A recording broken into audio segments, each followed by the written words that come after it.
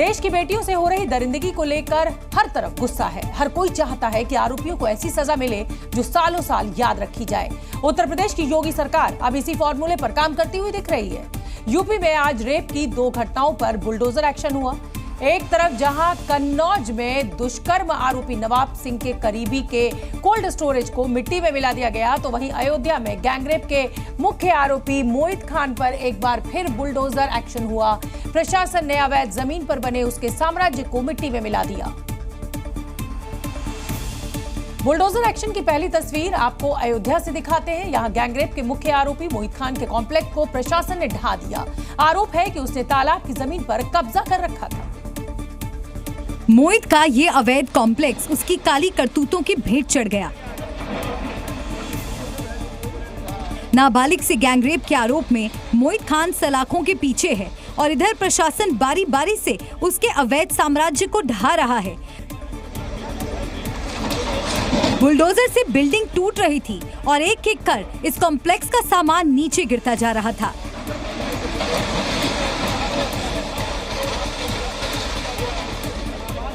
बहुमंजिला ये इमारत इसलिए गिर रही है क्योंकि इसे बनवाने वाले पर एक नाबालिग के साथ गैंगरेप करने का आरोप है। उसने 18 साल से कम उम्र की लड़की से दरिंदगी करते वक्त एक बार भी उसके बारे में नहीं सोचा रहा। बुलडोजर एक्शन की तैयारी सुबह से ही शुरू हो गई थी। एक साथ कई बुलडोजर मोहित खान के अवैध साम्राज्य के सामने खड़े थे। इस बुलडोजर के द्वारा अपराध की एक भी ईंट बचने नहीं पाएगी, इस संकल्प के साथ आज ये भदरसा में पहुंच गए हैं। दोपहर लगभग 12 बजे के बाद कार्रवाई शुरू हो गई और फिर एक एक कर इस कॉम्प्लेक्स की हर ईंट को जमीन पर ला दिया गया। अयोध्या के बाद अब कन्नौज की बात कर लेते हैं। यहाँ भी बाबा का बुलडोजर गरजा। कन्नौज रेप केस में आरोपी के करीबियों पर आज एक्शन हुआ और आरोपी के रिश्तेदार के कोल्ड स्टोरेज पर आज बुलडोजर चला। गेट को तोड़ते हुए बुलडोजर कोल्ड स्टोरेज वाले परिसर के अंदर घुसा।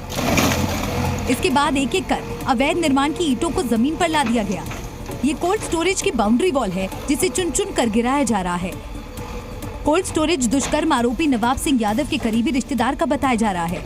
प्रशासन ने इससे पहले नोटिस लगाकर इस निर्माण को हटाए जाने की चेतावनी दी थी। इस वक्त मेरी मौजूदगी ठटिया क्षेत्र के बलनापुर गाँव में है, जहाँ पर यह कोल्ड बना हुआ है और कोल्ड का जो आगे का हिस्सा है, कैमरा पर्सन से कहना चाहेंगे वो कोल्ड का जो आगे का हिस्सा है वह दिखाएं किस तरीके से बुलडोजर के द्वारा उसको गिराने की ये जो कार्रवाई है वह लगातार जारी है। बताया जा रहा है कि ये कोल्ड स्टोरेज 450 वर्ग मीटर जमीन पर बना था, यानी कि इतने बड़े इलाके में इस कोल्ड स्टोरेज के मालिक का अवैध कब्जा था। अब प्रशासन ने कोल्ड स्टोरेज की उत्तर प्रदेश के साथ मध्य प्रदेश में भी बुलडोजर एक्शन हुआ। बस फर्क इतना था कि यहाँ महिला अपराध नहीं बल्कि उपद्रव करने वालों के घरों को तोड़ा गया। इस आलीशान मकान को तोड़ने में प्रशासन ने बिल्कुल भी संकोच नहीं किया। करोड़ों के घर को बुलडोजर ने नोच नोच कर तबाह कर डाला। सफेद रंग का महलनुमा घर अब बंजर हो गया है।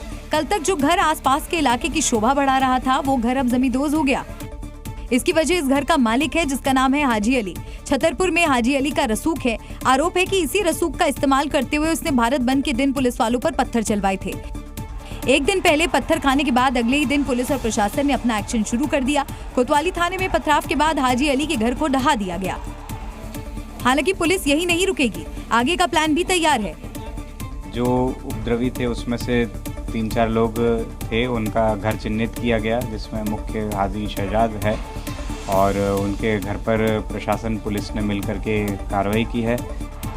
पुलिस पर पथराव के आरोपी के अवैध निर्माण का यूं टूटना एक उदाहरण की तरह है। पुलिस और प्रशासन ने इस आलीशान घर को तोड़कर मैसेज दिया है कि अगर कोई व्यक्ति कानून व्यवस्था को अपने हाथ में लेगा तो उसकी आर्थिक तौर पर भी कमर तोड़ दी जाएगी।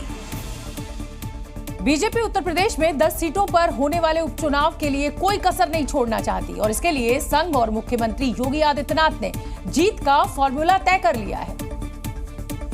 सूत्रों के मुताबिक राष्ट्रीय स्वयंसेवक संघ और बीजेपी के बीच हुई बैठक में उपचुनाव की तैयारियों और राजनीति पर चर्चा हुई। इस बैठक में आरक्षण और संविधान पर विपक्ष के नैरेटिव को खत्म करने के लिए लोगों के बीच सच्चाई रखने के निर्देश दिए गए।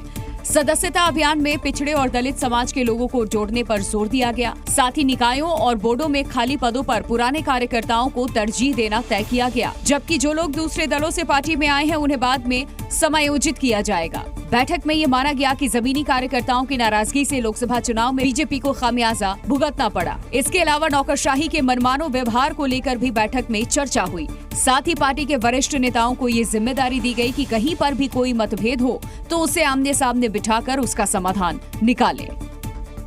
उपचुनाव से पहले योगी आदित्यनाथ युवाओं को रोजगार से साधने में लगे हैं। पश्चिमी यूपी में बड़े पैमाने पर युवाओं को नियुक्ति पत्र सौंपे और इसके बाद मुख्यमंत्री योगी आदित्यनाथ दिल्ली का दौरा कर सकते हैं। मुख्यमंत्री योगी आदित्यनाथ मिशन पश्चिमी यूपी के मुजफ्फरनगर पहुंचे। अयोध्या और अंबेडकर नगर के बाद अब मुजफ्फरनगर में युवाओं को नियुक्ति पत्र सौंपे।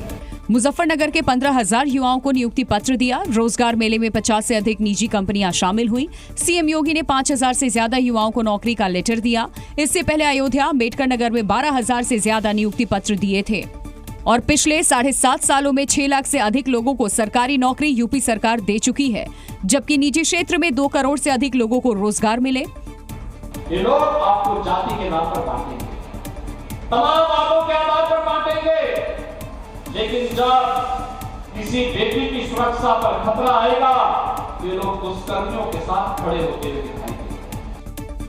ऐसा माना जा रहा है कि उपचुनाव को देखते हुए सीएम योगी युवाओं को साधने की कोशिश कर रहे हैं। उत्तर प्रदेश पुलिस में सिपाहियों की भर्ती के लिए कल परीक्षा होनी है, लेकिन परीक्षा से पहले ही कुछ संदिग्धों की पहचान कर ली गई है और ये वो लोग हैं जिनके डॉक्यूमेंट्स संदिग्ध पाए गए हैं। संदिग्ध परीक्षार्थियों की संख्या हजारों में है। यूपी पुलिस की स्पेशलाइज्ड टीम ने इनकी पहचान की है। आर्टिफिशियल इंटेलिजेंस का सिस्टम है, उसके माध्यम से करीब 20,500 संदिग्ध अभ्यर्थियों की पहचान की गई है। इन लोगों को अगर परीक्षा देनी है तो इन्हें परीक्षा केंद्र में 2.5 घंटे पहले पहुंचकर अपने दस्तावेजों की eKYC करानी होगी। कल होने वाली परीक्षा के लिए विशेष कंट्रोल रूम भी बनाया गया है। इस कमरे में सीसीटीवी कैमरों के मॉनिटरों की बारीकी से निगरानी होगी।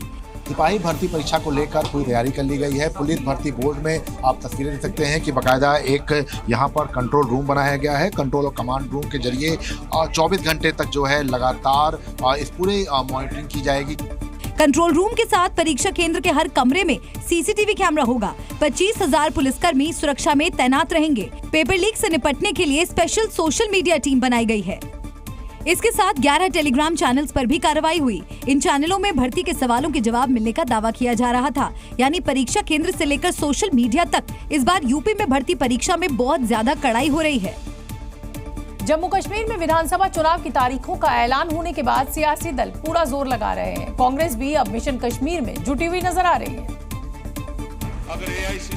नेता प्रतिपक्ष और सांसद राहुल गांधी कांग्रेस अध्यक्ष मल्लिकार्जुन खड़गे के साथ जम्मू कश्मीर के दौरे पर श्रीनगर पहुंचे और कांग्रेस कार्यकर्ताओं को संबोधित किया। राहुल गांधी ने कहा कि मैं लोकतंत्र की रक्षा पूरे देश में करता हूं, लेकिन मेरे लिए जम्मू और कश्मीर के लोगों के दिल के दर्द को मिटाना ही लक्ष्य है।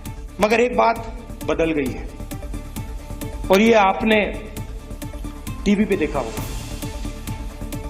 चुनाव में नरेंद्र मोदी जी की कॉन्फिडेंस को इंडिया गठबंधन ने खत्म कर दिया। तो वहीं खड़गे ने कहा कि जम्मू कश्मीर की जीत हमारे लिए बेहद अहम होगी। जम्मू कश्मीर की चुनाव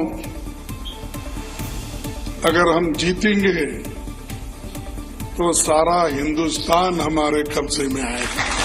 तो वहीं श्रीनगर पहुंचने पर राहुल युवाओं के बीच पहुंचे, उनके साथ एक होटल में डिनर किया और आइसक्रीम खाई, जिसे लेकर बीजेपी ने कांग्रेस को घेरा और राहुल गांधी को संदेश दिया। शुक्र है राहुल गांधी आज लाल चौक पहुंचकर आइसक्रीम खा रहे हैं। उन्हें धन्यवाद करना चाहिए नरेंद्र मोदी जी का कि उनके जीवन के 5 दशक पूरे होने के बाद उन्हें मौका मिला है। आर्टिकल 370 के बाद और करीब 10 साल बाद जम्मू कश्मीर में चुनाव हो रहे हैं। इधर जम्मू कश्मीर विधानसभा चुनाव विपक्ष गठबंधन के साथ लड़ेगा और इसके लिए कांग्रेस और नेशनल कॉन्फ्रेंस के बीच समझौते की खबर है। श्रीनगर में राहुल गांधी और मल्लिकार्जुन खड़गे फारूक अब्दुल्ला के घर पहुंचे और विधानसभा चुनाव की रणनीति पर चर्चा की। इस दौरान पूर्व सीएम उमर अब्दुल्ला भी बैठक में शामिल रहे। बैठक के बाद फारूक अब्दुल्ला ने दावा किया कि जम्मू कश्मीर में भी हम साथ हैं। कांग्रेस और हम इकट्ठे हैं। हम तारिक आमिर साहब भी हमारे साथ हैं। और मुझे उम्मीद है कि हमारे लोग हमारे साथ हैं। कांग्रेस और नेशनल कॉन्फ्रेंस की गठबंधन की खबर पर बीजेपी ने निशाना साधा। केंद्रीय मंत्री और जम्मू कश्मीर के प्रभारी जी किशन रेड्डी ने कहा कि कांग्रेस को अपना स्टैंड साफ करना होगा। जो नेशनल कॉन्फ्रेंस का जो मैनिफेस्टो है उसके बारे में कांग्रेस पार्टी, सोनिया गांधी देश के जनता को बताना चाहिए उनका स्टैंड क्या है, कांग्रेस पार्टी का स्टैंड क्या है आर्टिकल 370 का। जम्मू कश्मीर में विधानसभा चुनाव का ऐलान होते ही राष्ट्रीय स्वयं सेवक संघ भी एक्टिव हो गया और अपने धुरंधर नेताओं को बीजेपी की जीत सुनिश्चित कराने के लिए मैदान में उतार दिया, जिसके तहत करीब 5 साल बाद एक बार फिर राम माधव की वापसी हुई और आरएसएस नेता राम माधव को जम्मू कश्मीर का चुनाव प्रभारी बना दिया। साथ साथ केंद्रीय मंत्री जी किशन रेड्डी को भी प्रभारी बनाया गया। 2014 के बाद एक बार फिर राम माधव को ये जिम्मेदारी मिली है। राम माधव ने घाटी के क्षेत्रीय नेताओं के साथ मिलकर लोगों और पार्टी के बीच पुल का काम किया था, जिसका फायदा भी हुआ था और जम्मू क्षेत्र में 25 सीटें जीती थीं।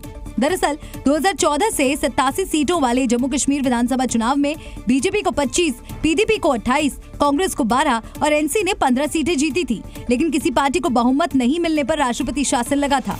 बाद में पीडीपी और बीजेपी ने मिलकर सरकार बनाई, लेकिन बात नहीं बनी और 2016 में फिर राज्यपाल शासन लगा। जी न्यूज़।